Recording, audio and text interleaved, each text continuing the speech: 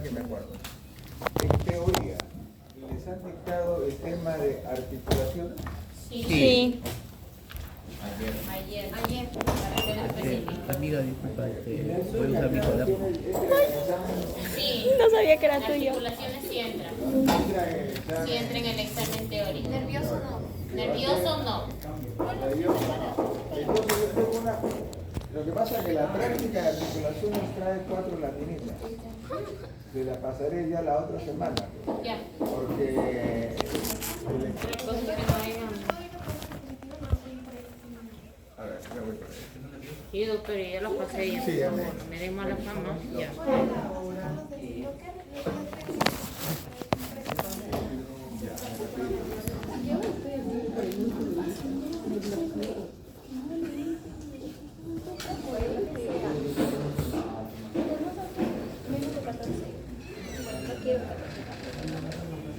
Yo no quiero decir nada, porque yo...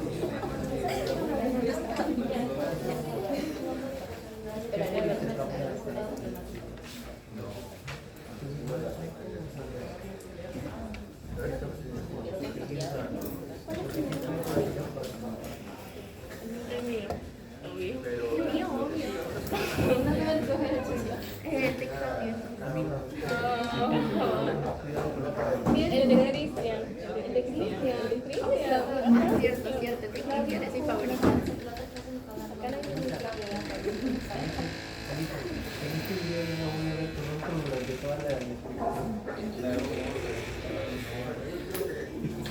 Hasta me sonreí.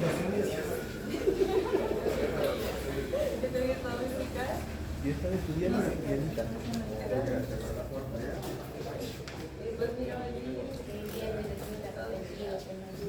Bueno, vamos iniciando mientras el alumno...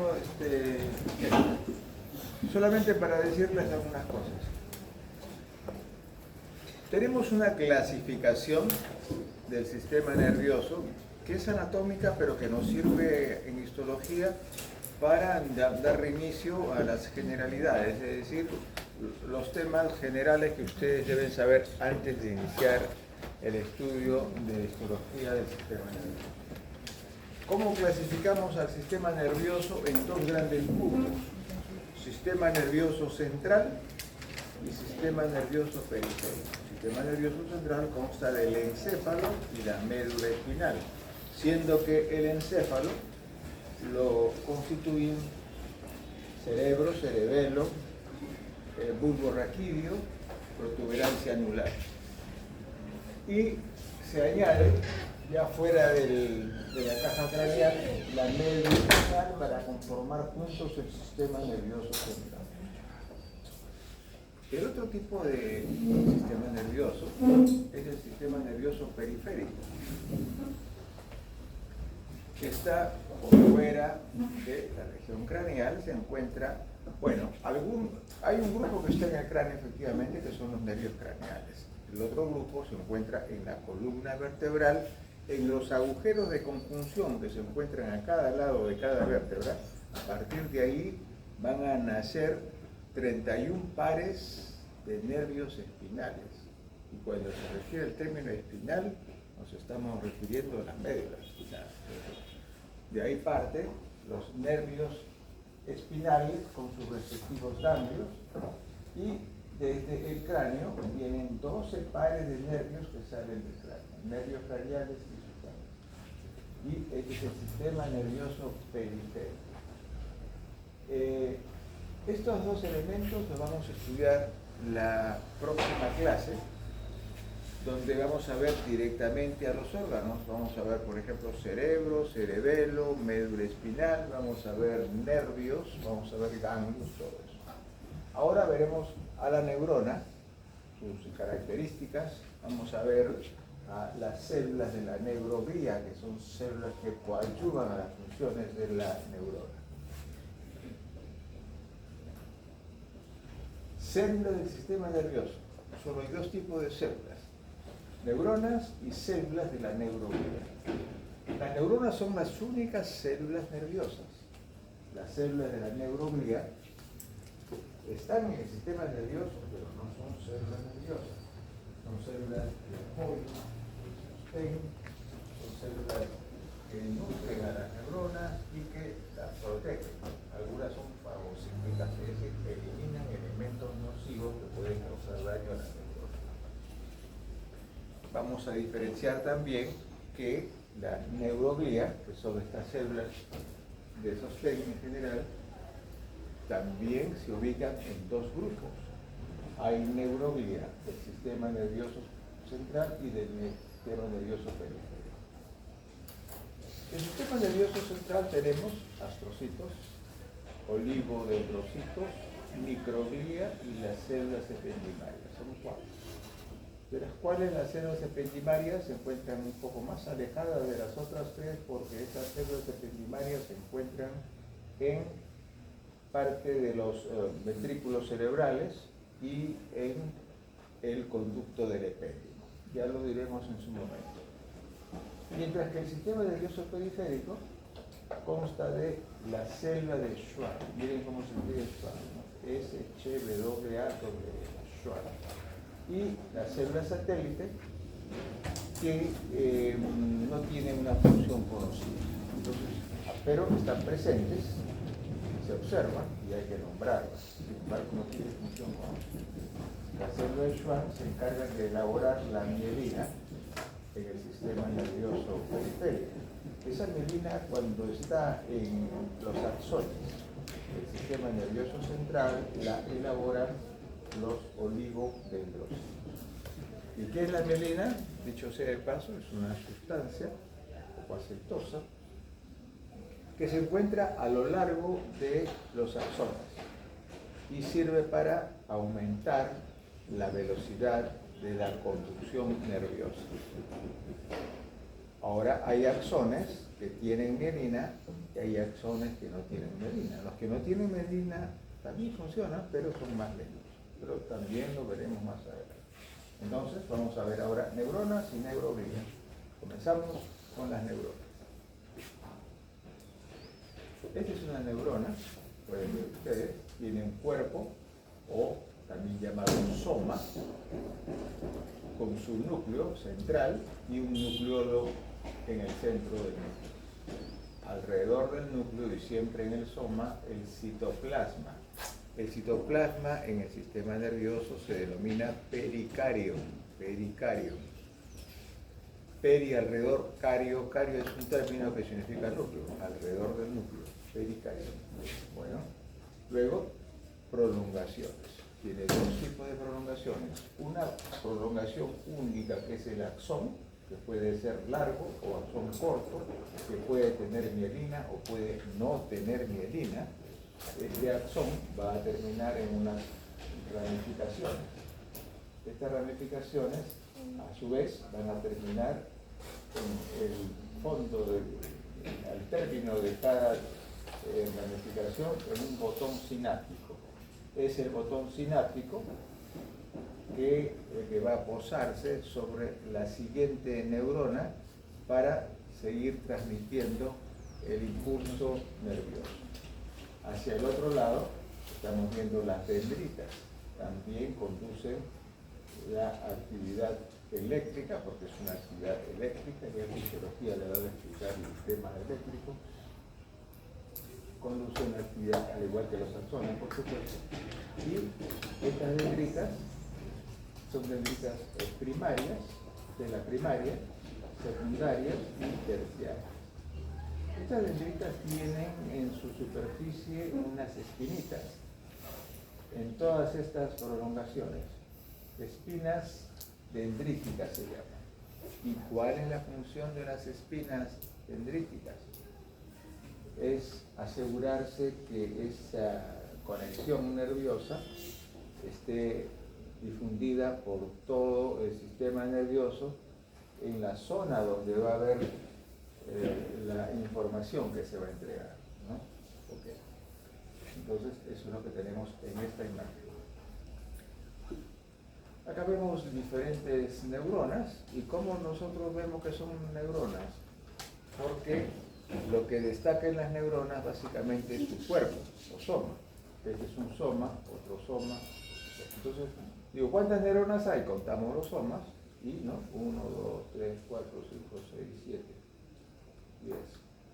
Bueno, escogemos este de acá y vemos que esta neurona, porque todo es la neurona, tiene un solo axón largo, y tiene hacia el otro lado prolongaciones. Esas prolongaciones son las dendritas. Y así cualquiera de ellas, ¿no? Cualquiera de ellas la seguimos y identificamos soma, axón, dendritas. Acá tenemos un soma en el cual vamos a buscar el axón, que es este de acá. Vean ustedes, este es el axón. Y aquí están las dendritas por acá. Una gran cantidad de dendritas. Entonces, este es el cuerpo, soma. Acá está oscuro, no podemos identificar, pero más o menos podemos, digamos, suponer que en el centro está el núcleo, en el centro del núcleo el nucleolo, alrededor el citoplasma. Y este es el axón, que en su primera parte, el inicio del axón tiene un nombre que se llama montículo del axón. ¿Y por qué es tan importante el montículo del axón? Porque se dice que en esa zona del montículo del axón, que es la parte inicial del axón, es donde se inicia la espiga, es decir, el encendido de la conducción del impulso nervioso. Estamos viendo más neuronas, ya podemos identificar cuerpo, axón. Este es el montículo del axón, es algo más engrosado, y las dendritas alrededor. Esta zona que ven ustedes acá es un conglomerado de un grupo de células. ¿Qué células tenemos? Tenemos neuronas, 1, 2 y 3 neuronas. Las neuronas están acompañadas de células de la neuroglía. Flecha negra, neurona, 1, 2 y 3. Flecha roja, células de la neuroglía. Las células de la neuroglía son más numerosas y más pequeñas, ¿de acuerdo? Y sirven de apoyo a las neuronas de diferentes maneras, ya hemos dicho, como sostén, como nutrición, como defensa, etc. Bueno, esta zona de acá, donde se juntan algunas neuronas, pocas neuronas, con sus prolongaciones, el axón, dendritas, no necesariamente completos, una parte del axón, una parte de las dendritas, acompañándose de células de la neuroglía. Todo este sector, hay miles, millones de sectores así, se llama neurófilo, con neuropilo para el neurófilo. Acá tenemos un cuerpo o soma de la neurona, y acá el axón con el montículo. Vamos a hablar un poco del cuerpo. El cuerpo tiene aquí, con esta coloración, se tiñe de una forma clara el núcleo, de forma pura el núcleo. El citoplasma, ¿qué hay en el citoplasma? Ustedes saben que por biología que ya llevaron, el citoplasma, entre otros elementos, tiene las organelas, mitocondrias, aparato de Golgi, retículo endoplasmático liso, rugoso, etc. Entonces, también la neurona tiene todas esas organelas, pero destaca el retículo endoplasmático rugoso de todas. Y se ve aquí en una cantidad bastante apreciable que incluso está tapando el resto de organelas. Y este conglomerado de retículo endoplasmático rugoso, junto con otros elementos propios del citoplasma, como los ribosomas o polirribosomas, van a conformar lo que se llama el corpúsculo de Nissl, N-I-S-S-L, Nissl, corpúsculo de Nissl. Entonces, el citoplasma está ocupado en gran parte, no todo, por los corpúsculos de Nissl, porque son unos gránulos, miren ustedes, estos son gránulos puros que contienen ribosomas y retículo endoplasmático rugoso. nuevamente acá la neurona y las dendritas, y para apreciar que las dendritas tienen espinas dendríticas. Estas espinitas como si fuera pescado. Espinitas son las espinas dendríticas, las que van a ayudar a difundir todo el impulso nervioso a través de las neuronas, a través de las espinas dendríticas. Y el axón por acá. El axón no tiene espinas, solo las dendríticas.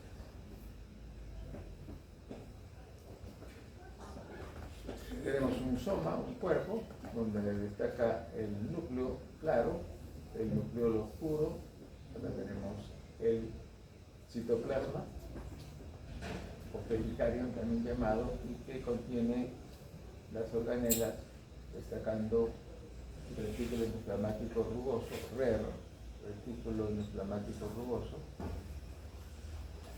que constituye gran parte del citoplasma. Y acá, nuevamente, nucleolo, citoplasma o pericarium con estos gránulos de retículo endoplasmático rugoso y de ribosoma, y que le dan esta coloración tan intensa. Todas las células van a tener corpúsculos de inicio en mayor o menor grado, cantidad. Acá hay bastante corpúsculos de inicio en este cuerpo, más precisamente en el citoplasma del cuerpo. Acá pasa el axón. Entonces, dendritas y axón, ya hemos hablado de las espinas dendríticas, ya hemos hablado del montículo del axón, que tiene varios nombres. El montículo del axón en textos, yo no sé, en la clase, en el examen teórico, pueden tomarlo con otro nombre, y acá vamos a ver todas las los sinónimos, ¿no? Básicamente se llama montículo del axón, y un segundo nombre puede ser axón gilo, acá dice, gilo. Pero, acá, el axón surge del cuerpo, es el cuerpo y acá surge el axón. Donde dice en el cono de iniciación, también es otro nombre para el montículo. Cono de iniciación, también llamado cono axónico, montículo del axón o axón. Las dendritas, ya las hemos visto, son numerosas que presentan las espinas dendríticas que reciben y transmiten los impulsos.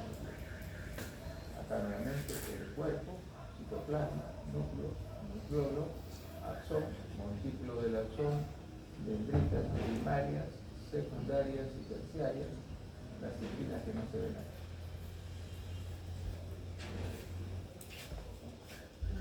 Nuevamente el cuerpo soma, pericardio, es decir, el citoplasma, el núcleo, nucleolo. Tenemos acá, fíjense, con esta coloración se ven las granulaciones de los cuerpos o corpúsculos. Body es cuerpo, pero corpúsculo es un cuerpo pequeño.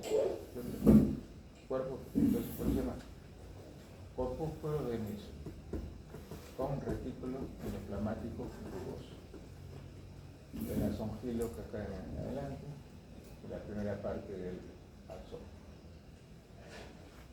Y algunas células de la neuroglía, como la microglía, por ejemplo. La microglía tiene una función fagocítica, es decir, capta y luego ingiere y elimina elementos tóxicos o probablemente tóxicos que están situados en el sistema nervioso, que no pertenecen a esos antígenos, ¿no? ¿Qué es un antígeno? Es toda molécula, toda formación que no pertenece al lugar donde está y potencialmente puede causar daño. Y por eso que los macrófagos, en este caso lo que es la microglía, capta y elimina. Pero también hay astrocitos, que son células que le van a dar apoyo, sostén y también nutrición a las neuronas. Acá faltaría el tercer elemento, que son los oligodendrocitos. Y los oligodendrocitos tienen como función principal elaborar la mielina en el sistema nervioso central. El cuarto elemento de la neuroglía son las células ependimarias. Estas células ependimarias, ya hemos dicho, no se encuentran en estos neurófilos, se encuentran ubicadas dentro de los ventrículos cerebrales y dentro también de la columna vertebral en el conducto del epéndilo, circulando, donde circula el líquido cefalorraquídeo, ahí tapizando esa cavidad, porque es una cavidad donde pasa el líquido cefalorraquídeo, tapizando las paredes de la cavidad, tanto de los ventrículos como del conducto del epéndilo, se encuentran estas células ependilarias.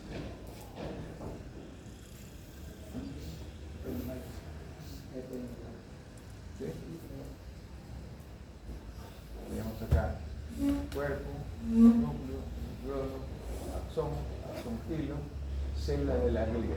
Cuando yo digo neuroglía, también es lo mismo decir glía. ¿Por qué? Porque glía hay una sola. ¿Y cuál es la única glía? La neuroglía. ¿Ya? O sea, se puede llamar glía también a la neuroglía, a eso me refiero, y lo pueden encontrar en textos de una u otra manera. Clasificación de las neuronas se pueden clasificar de acuerdo a las prolongaciones que tienen. Pueden ser bipolares, y tienen dos prolongaciones hacia ambos lados.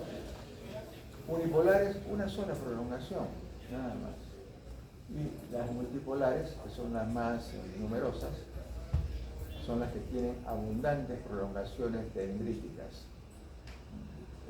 Tienen una arborización dendrítica, se le llama porque es una gran ramificación, muchas ramas de dendríticas.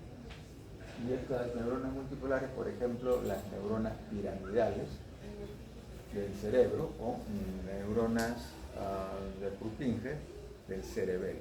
Ahora, cuando digo neuronas, es lo mismo que decir células. En el sistema nervioso, decir células es que se están refiriendo a las neuronas. Por eso se llaman células piramidales o células de Purkinje, a ese tipo de neuronas. Entonces, de acuerdo a la longitud del axón, puede ser de axón largo, que se denomina código tipo 1, por ejemplo, esta célula de Purkinje del cerebelo, o de axón corto, que ya no es código tipo 1, sino código tipo 2, axón corto. Y son las interneuronas. ¿Qué son las interneuronas? Pequeñas neuronas cuya función principal va a ser entrar o poner en contacto las diferentes neuronas. Eso según la longitud del axón, según las prolongaciones. Y según la función, pueden ser sensitivas o aferentes, es decir, una neurona es sensitiva cuando envía señales, esa neurona, desde el lugar donde se encuentra, que puede ser una glándula, puede ser un músculo, y envía la sensación al sistema nervioso central. Y son aferentes, sensitivas. Todo lo contrario son las motoras. Todo lo motor es diferente, todo lo sensitivo es aferente. Bueno, las motoras, estas neuronas surgen del sistema nervioso central y se dirigen hacia el músculo liso para ordenar el movimiento, la contracción muscular. O también pueden dirigirse a las glándulas para que emitan su producto de secreción o a otras neuronas. Y las interneuronas, que ya hemos dicho que la función va a ser interconectar neuronas. Acá las interneuronas están, hemos clasificado según su función y según el tamaño, que son codos, son codos. Las multipolares, estamos viendo, acá está el soma, la gran cantidad de prolongaciones dendríticas, por eso son multipolares. Más multipolares, el soma, el axón y las dendritas numerosas, multipolares. Ahora vemos otro elemento que es necesario destacar, es la mielina. Hay axones mielinizados y hay axones no mielinizados. La diferencia está en que los axones mielinizados tienen una conducción nerviosa mucho más rápida. ¿Y por qué es más rápida? Porque tiene en el trayecto de la mielina Ya hemos dicho que la mielina la elaboran los oligodendrocitos en el sistema nervioso central y la célula de Schwann en el sistema nervioso periférico. Pues esta mielina no está corrida en toda la longitud del axón, sino tiene partes donde no hay mielina y hay zonas sin mielina. Esas zonas sin mielina se llaman nódulos de Ranvier. Bueno, acá han puesto uno solo, pero generalmente son múltiples, ¿no? Bueno, estos nódulos de Ranvier son espacios sin mielina dentro del axón. Y eso crea un impulso diferente, que es un impulso saltatorio. ¿Qué significa? Que si de esta neurona va a partir el impulso nervioso, que a su vez ha llegado de una neurona anterior, entonces lo que hace es saltarse la mielina, simplemente la obvia, la salta y pasa al nódulo de Ranvier, al siguiente nódulo y así, haciendo de esta manera que el impulso nervioso sea mucho más rápido. Impulso saltatorio. Bien, acá tenemos una imagen interesante donde acá tenemos una neurona, otra neurona. Esta neurona, por ejemplo, está recibiendo, miren ustedes, hemos hablado del axón y de ramificaciones, que esas ramificaciones terminan en botones sinápticos. Esos botones sinápticos se posan sobre dendritas, sobre el soma o sobre el mismo axón. ¿Okay? En este caso se ha posado sobre una dendrita. Bien. Entonces, a través de los neurotransmisores que sueltan estos botones sinápticos, van a transmitir la información a esta neurona.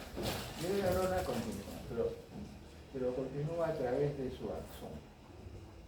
Y su axón va hacia la siguiente neurona, posándose en el cuerpo, posándose en las dendritas o en el axón.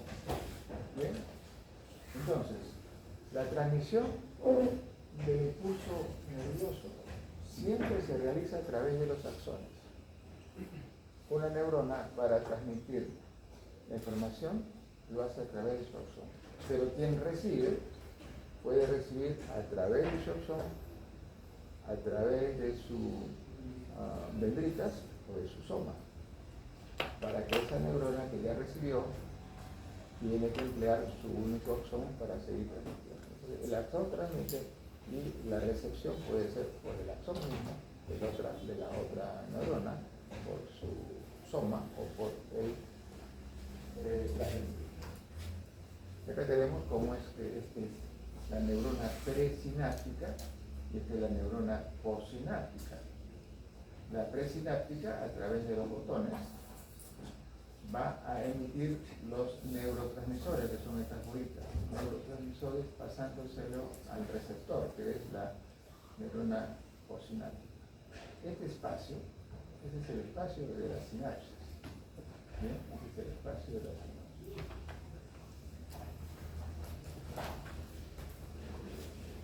Este sinapsis, estamos viendo que el axón está posándose sobre una dendrita y transmitiendo el impulso nervioso en esa sinapsis. Axón, dendrita, sinapsis. La neuroglía, esto ya lo conocemos, vamos a estudiar así de una manera somera cada una de estos 4 elementos de la neuroglía. Y de la célula de Schwann, que se hablará más la semana próxima, vamos a comenzar primero. Antes de olvidarnos, porque solo nos vienen estas 4 en la siguiente diapositiva. La neuroglia puede ser del sistema nervioso central con estas 4. Mientras que el sistema nervioso periférico tenemos célula de Schwann y la satélite. Las satélites están presentes, hay que nombrarlas, pero no tienen función conocida. Y las células de Schwann son células muy importantes porque estas células de Schwann van a elaborar la mielina en el sistema nervioso periférico. Aún no elaboren la mielina, van a estar presentes en el axón, no mielinizados. ¿De acuerdo? Siempre están presentes en los axones, elaboren o no la mielina. Entonces tenemos aquí un pequeño campo de tejido, un corte histológico, vemos un par de neuronas, vamos con esta neurona, ya reconocemos el soma, el pericarium o citoplasma, el núcleo, el nucleolo, tenemos el axón, como el ciclo del axón, y las dendritas paralelas. Está rodeado de las neuronas, de las neuroglías. Acá tenemos O, oligodendrocitos, A, astrocitos, y aquí más oligodendrocitos. Doctor, disculpe, en la lámina anterior, ¿cómo puedo identificar oligodendrocitos y, mire, OIA, porque son muy parecidos? Bueno, no tan parecido porque tiene una forma diferente. El oligodendrocito tiene una forma, como dicen los textos, de huevo frito. La microglia tiene un parecido a unas arañitas, ¿ya? Y los astrocitos son más bien redondos. Ahora lo vamos a ver con imágenes con coloraciones especiales, cómo se identifican fácilmente. Sí, porque, por ejemplo, si me pone esa imagen y me dice señálame astrocitos y oligodendrocitos, como que la complico un poquito. Sí, claro. Esa imagen no te voy a poner sino esta de acá. Los huevos fritos. Los huevos fritos. Ya, ok. Los oligodendrocitos tienen dos presentaciones. Los satélites, que no tienen función, y los interfasciculares. Son los oligodendrocitos interfasciculares los encargados de elaborar la mielina, como dice acá. Los oligodendrocitos satélites están estrechamente cercanos, por eso se llaman satélites. ¿Qué es un satélite? Es algo que está cerca a un ente principal. Por ejemplo, la Luna es satélite de la Tierra, porque es lo más cerca que tenemos como astro. En este caso, estos oligodendrocitos satélites, que es este de acá, es como un huevito frito, está cercano a una neurona. Bueno. Pero aún no se precisa su función. Los verdaderos oligodendrocitos funcionantes son los interfasciculares, que son los que se encargan de elaborar y conservar la mielina alrededor de los axones del sistema nervioso central.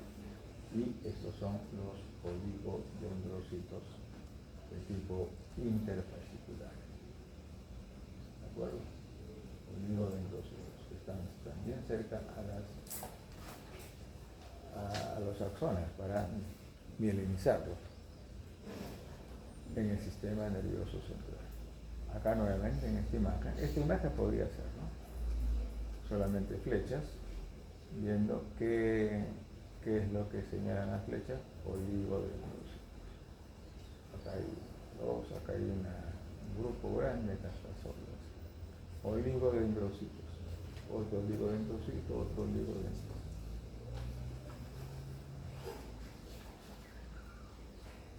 La formación de la mielina del sistema nervioso central por el oligodendrocito interfascicular.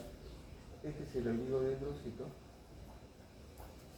que ya es un dibujo de una microfotografía de microscopio electrónico, en la cual está comenzando a elaborar, ese es el axón, su mielina. La va a enrollar de esta manera, dejando los espacios para los nódulos de la miel. Acá está cuando la mielinización, los espacios están ahí en espera, y termina completando la mielinización, donde está la mielina, que están los nódulos de Ranvier, los espacios sin. Ahora tenemos la microglia. Esta es célula de la microglia, como arañitas. Son fagocíticas, actúa sobre microorganismos o células neoplásticas malignas. Bueno, el grupo de la microglia, micro es pequeño, son células pequeñas que tienen un cuerpo central y tienen unas prolongaciones. Las prolongaciones en inglés se dice procesos, ¿verdad? Procesos son prolongaciones. Esta microglia tiene la capacidad de buscar y encontrar antígenos, elementos extraños que pueden causar daño al tejido y sobre todo a las neuronas, y se encargan de fagocitar esos elementos extraños. Y muchas veces pueden ser microorganismos como bacterias o pueden ser también algunas células neoplásicas malignas que la identifica como, digamos, elementos tóxicos, como elementos capaces de dañar el tejido. Entonces, son por eso fagocíticas, las células de la microglia. Y el último grupo son las células ependimarias, que no se encuentran ahí junto con las otras, sino ocupando espacios dentro de los ventrículos cerebrales y dentro del conducto del epéndimo. El conducto del epéndimo en algunos textos se le va a denominar canal central. Entonces, si ustedes leen un texto X, canal central, y estamos en médula espinal o en sistema nervioso, sabremos que se están refiriendo a conducto del epéndimo. Entonces, estas células ependimarias están tapizando las paredes de los ventrículos cerebrales y las paredes del conducto del epéndimo. Son células cúbicas, a veces pueden ser cilíndricas, un poco más altas, cilíndricas o cúbicas. A veces tener cilios, en determinadas zonas pueden tener cilios. Por acá los cilios. Bien. Entonces ya hemos dicho que revisten ventrículos cerebrales y la médula espinal, es decir, el conducto del epéndimo dentro de la médula espinal, en donde circula el líquido cefalorraquídeo. El líquido cefalorraquídeo es elaborado por unas células que se denominan plexos coroideos. Plexos coroideos. ¿Qué son los plexos coroideos?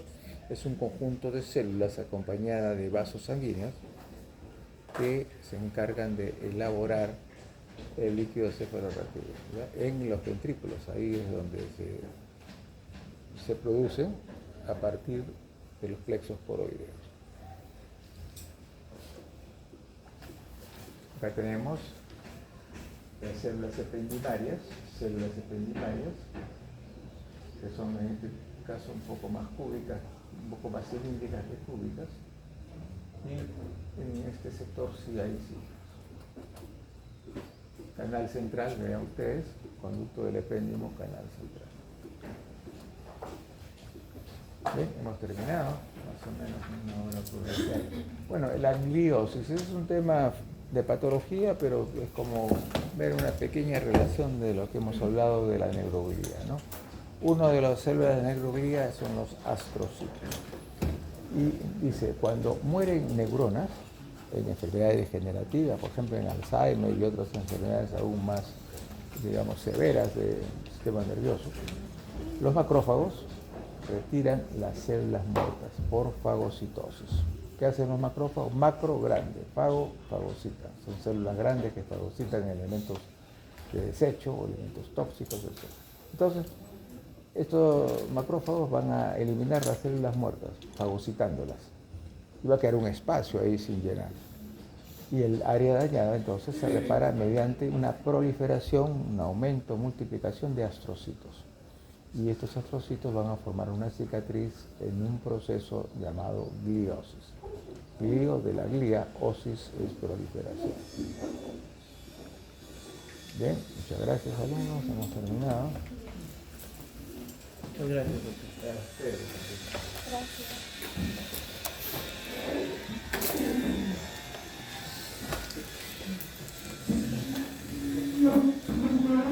Vamos a la otra clase.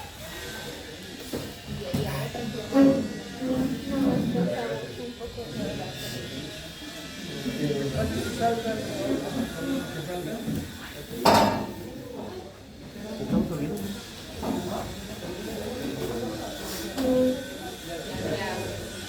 Vamos, criatura. Tu apellido